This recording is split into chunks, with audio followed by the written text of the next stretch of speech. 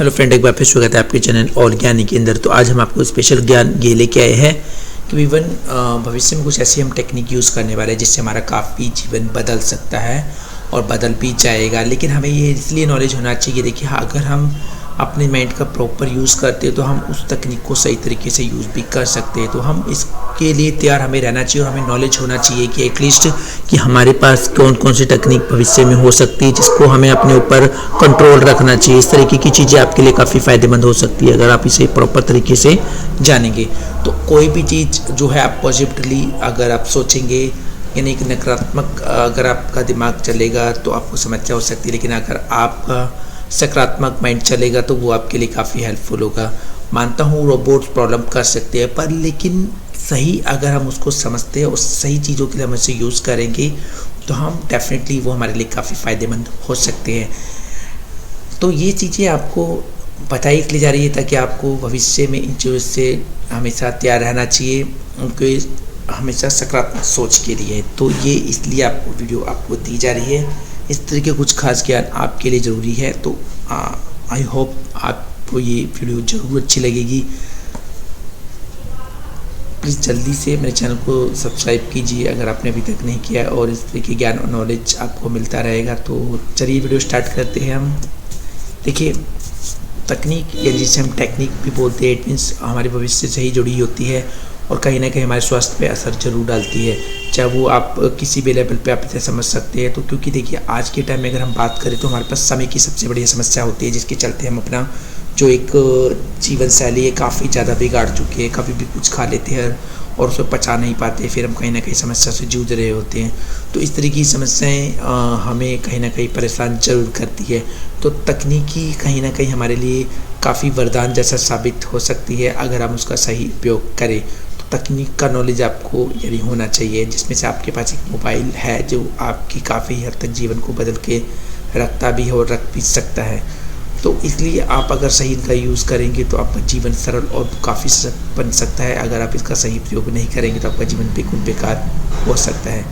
तो आइए इस तरीके कुछ आने वाली भविष्य की कुछ टेक्नोलॉजी के बारे में भी हम जानेंगे, या जो चल रही है या बहुत ही कम अभी इनका यूज़ हो रहा है भविष्य की, जो हमारे पूरे भविष्य में आने वाले समय में पूरा कंट्रोल कर लेगी। तो उनका भी एटलीस्ट हमें नॉलेज होना चाहिए। पर्सनल रोबोट्स, अगर हम बात करें तो भविष्य में ऐसे रोबोट भी बनाए जा सकते हैं जो आप इंसान खरीदेंगे और वो अपनी ज़रूरत पे काम भी आएंगे। रोबोट्स को तो देखो सब परीक्षण भी किया जा चुका, मगर इस तरह के रोबोट बनाना अभी बाकी है जो इंसान के लिए हद तक सारी समस्याओं को सुलझाएंगे, उनकी समस्याओं को भी सॉल्व करेंगे, जिन्हें वो व्यक्तिगत रूप से अपने पर्सनल कामों के लिए भी खरीद सकेंगे। तो उसके ऊपर चल रहा है काम। जिस दिन ये मार्केट में आएंगे तो काफ़ी ज़्यादा लाइफ हमारी चेंज हो जाएगी। मशीन लर्निंग, देखिए मशीन लर्निंग AI का एक सबसेट ही है। मशीन लर्निंग के साथ कंप्यूटर को कुछ ऐसा करने के लिए, सीखने के लिए प्रोग्राम किया जाता है जिसे वह करने के लिए प्रोग्राम्ड नहीं होते हैं। मशीन लर्निंग तेज़ी से सभी प्रकार के उद्योगों में भी तैनात की जा रही है, जिससे कुशल पेशेवरों की भारी मांग पैदा हो रही है। तो कई जगह कॉलेज में मशीन लर्निंग करवाई जाती है क्योंकि भविष्य की सबसे बड़ी डिमांड होने वाली है और ये हमारे जीवन को काफ़ी ज़्यादा बदलने वाली है।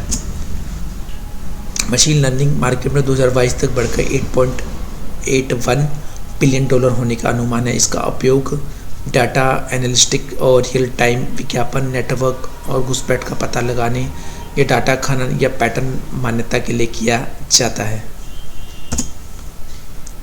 अब बात कर लेते हैं न्यूरो हैकिंग। देखिए, जब हम हॉलीवुड की फिल्में देखते हैं तो कुछ ना कुछ नई टेक्नोलॉजी के बारे में भी सुनने को मिलता है। आपने इसे भी कई हॉलीवुड मूवी में भी, भारतीय धार्मिक सीरियल में भी देखा होगा कि एक व्यक्ति किसी के दिमाग को पढ़ रहा है। तो इस तरह की टेक्नोलॉजी पे काम चल रहा है। इसे बोलते हैं हम न्यूरो हैकिंग करना। अगर मैं आपके माइंड को यहाँ सामने बैठा हुआ आपको बता दूँ कि आप क्या सोच रहे हैं तो बड़ा अचंभा नहीं होगा।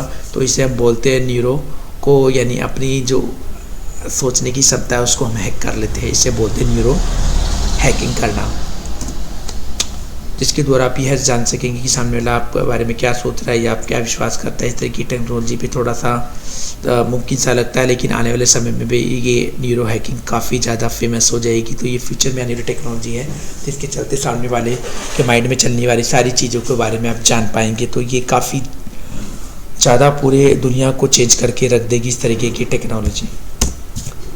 बॉडी ट्रांसप्लांट, जी हाँ बिल्कुल सही है, ये पॉसिबल है। यदि कोई आदमी किसी दुर्घटना में घायल हो जाता है और अपने हाथ पैर या की अंग खो देता है तो वह पार्ट बॉडी ट्रांसप्लांट के द्वारा लगाया जा सकता है। जैसे बालों के झड़ जाने के बाद ट्रांसप्लांट संभव है, उसी तरह बॉडी ट्रांसप्लांट संभव है, मगर इसको विकसित करने में अभी काफ़ी वक्त लग सकता है। वाईफाई एक्चुअली देखिए, वाईफाई तो हम यूज़ करते ही है, इसके बारे में शायद आपने सुना ही होगा। वाईफाई की तरह एक वायरलेस टेक्नोलॉजी है। ये टेक्नोलॉजी वाईफाई से काफ़ी बेहतर होगी क्योंकि ये वाईफाई की कई गुना तेज दर से डाटा को ट्रांसमिट कर सकती है। इसमें विजिबल लाइट कम्युनिकेशन इस्तेमाल होता है। लीवाई में डेटा ट्रांसफ़र करने के लिए एलईडी बल्ब लाइट का इस्तेमाल होता है।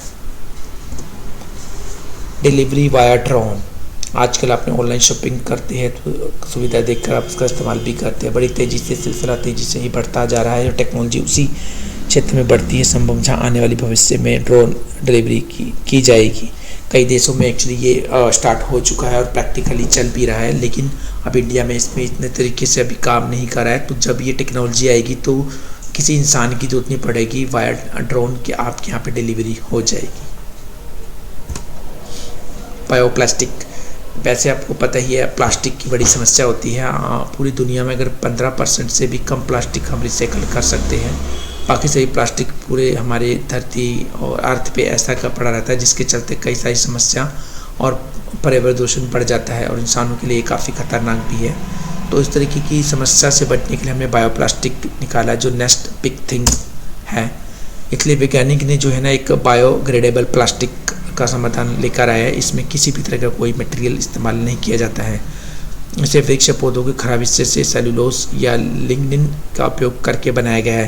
तो फ्यूचर में इस तरह की टेक्नोलॉजी भी काफ़ी ज़्यादा शामिल रहेगी जिसे हम इजीली काफ़ी ज़्यादा कंज्यूम कर सकते हैं।